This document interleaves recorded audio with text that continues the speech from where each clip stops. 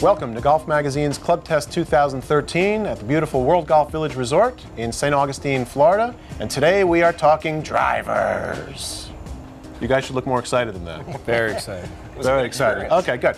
Obviously the big topic in drivers these days is adjustability. More so in 2013 than in 2012 or 2011. Let's get right to it. What were your feelings, Drew Isaacman, with the adjustable drivers this week? Rob, I'll tell you, I think the manufacturers as a whole, adjustability has reached a level that if you're not playing an adjustable driver, you're at a disadvantage to people that are. It's that simple. It's just too big an advantage not to take up. Fair enough. Mike Gorski, what did you find this week?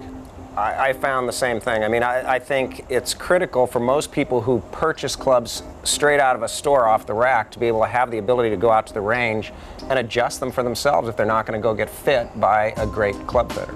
Okay. Don Wilson, what did you find? Yeah, I think it's important also, and one thing for people my age, as our swings change, we'll be able to change the adjustability of the drivers ourselves. So it seems to me like a big advantage. So should you lose even more club head speed and maybe need a little more loft, maybe you might bump be it up able a to degree. gain it. Exactly. Yep. So conceivably what's going to happen is you may be able to extend the life of the driver. That should be the case. In fact, if you can make it work better for you for longer as you age, then that should be a definite advantage. Okay. You had a really cool experience. Now, there's obviously some drivers, some companies have drivers that have 4 different lofts on an individual model. We hooked you up to the launch monitor and had you smash away. What did you find with those particular clubs? Well, the really cool thing this year there was a couple manufacturers that were able to give you the ability to change loft, but like you're saying, 3-4 degrees without changing the look of the club at address. And you could change your variable, you could change your launch angle, carry the ball farther when you need to. Say you're in soggy conditions, you want to optimize your carry. Or if you're in hard conditions, you want to hit a lower shot. But you're not changing your left to right or right to left orientation. You're not changing the way it looks at address. If a driver catches your eye, it's going to look the same at 8.5 as it does at 11.5, and that was fantastic. So you got exactly what you expected. You were in a 10.5, you went up to 11.5, and what happened? My loft changed. My launch angle changed 3/4 of a degree with every degree of loft I changed in the club head, with every step. The exact same 3/4 of a degree of loft launch angle change. So as you increased loft, you launched it higher, but didn't carry and roll was actually less than what your optimal was, right? Right. And then when you decreased loft, 10.5 turned out to be your optimal. When Correct. you decreased loft to 9.5, you carried it shorter, it rolled, but total distance was shorter, right? Yep. So basically what's happening with these adjustable drivers is they're giving you an opportunity to dial in loft, and it is bringing up the importance of loft more so than ever before. More so than ever before. Well said. Well, Thank you.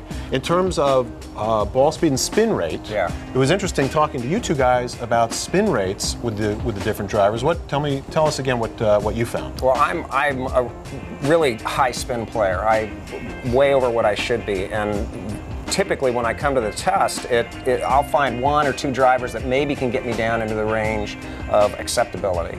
And this year I just found that the ones on the low end that got my spin down, they didn't get any lower, but all those at the top end came way down toward me, so that I had a lot of other choices to where now maybe adjustability could play a factor in even bringing them down farther and putting those in the ballpark for me. So the high launch, low spin, which is what the manufacturers have been trying to achieve these last few years, they're doing a better job of achieving that. Yeah. Which is good for you, but Doesn't work well for me because my club head speed is so low that I have trouble generating enough speed to get the ball out there high and to have it carry well.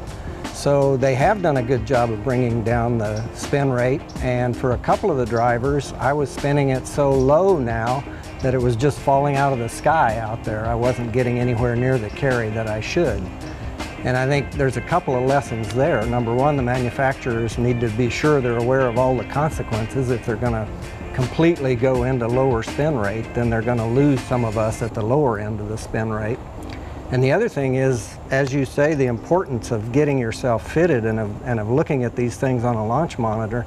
I never would have seen it. I was hitting it on the range and on the course and realized I was getting no distance out of it.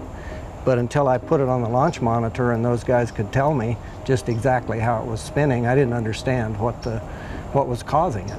You know, another cool thing that's happening in 2013 is color. Color has We know that we had some white color drivers, some black color drivers leading up to 2013, but now we've got orange, red, blue, and an assortment of others. So as you move forward and look at the products for 2013, you're also going to be able to, I guess, accessorize the color of your driver. So a lot of cool things happening in drivers for 2013. Get out there, demo, try to get on a launch monitor, find a good fitter, and have some fun.